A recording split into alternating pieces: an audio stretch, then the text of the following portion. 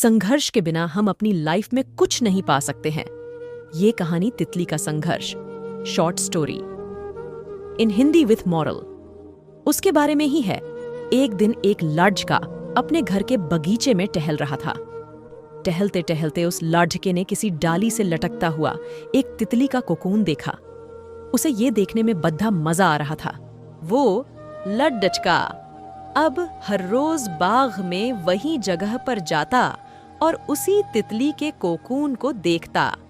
एक दिन लड़के ने ये नोटिस किया कि उस कोकून में एक छोटा सा छेद बन गया है। उस दिन वो लड़का वही बाग में बैठ जाता है और घंटों उसे देखता रहता है। उस लड़के ने देखा कि तितली उस छेद से बाहर निकलने की बहुत कोशिश कर रही है, लेकिन बहुत देर तक कोशिश करने के बाद भी वो तितली उस छेद से बाहर नहीं निकल पाई। अब वो तितली एकदम शांत हो जाती है, जैसे कि तितली ने अब हार मान ली हो। ये सब वो लड़का देख रहा था। लड़के को उस तितली पे अब तरस आने लगा।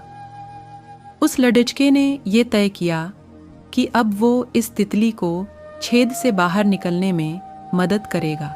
उस लड़के ने कैंची से कोकून की ओपनिंग को इतना बड़ा कर दिया कि वो तितली आसानी से बाहर निकल पाए।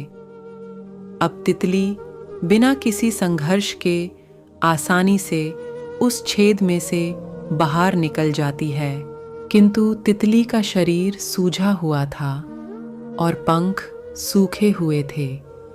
वो लड़का तितली को बहुत ध्यान से देख रहा था और ये सोच रहा था कि ये तितली किसी भी वक्त अपने पंख फैलाकर उड़ने लगेगी। लड़का बहुत देर तक ध्यान से तितली को देखता रहा, लेकिन तितली पंख फैलाकर उड़ ही नहीं पाई।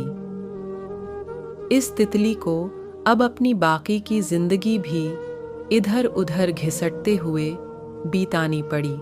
वो लड़का अपनी दया और जल्दबाजी की वजह से ये नहीं समझ पाया कि कोकून से निकलने की प्रक्रिया को प्रकृति ने इतना कठिन इसलिए बनाया है ताकि ऐसा करने से तितली के शरीर में मौजूद तरल उसके पंखों में पहुंच पाए और वो छेद से बाहर निकलते ही उड़ पाए।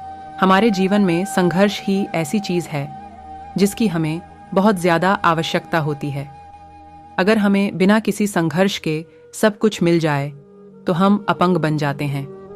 बिना संघर्ष किए हम कुछ नहीं पा सकते हैं, और अगर हमें मिल भी जाए तो हम कभी उतने मजबूत नहीं बन सकते हैं जितनी हमारी वास्तव में क्षमता होती है। अगर आपको हमारी स्टोरी तितली का संघर्ष, short story in Hindi with moral अच्छी लगी हो तो अपने दोस्तों के साथ भी शेयर कीजिए और कमेंट में ज़रूर बताइए कि कैसी लगी हमारी स्टोरी।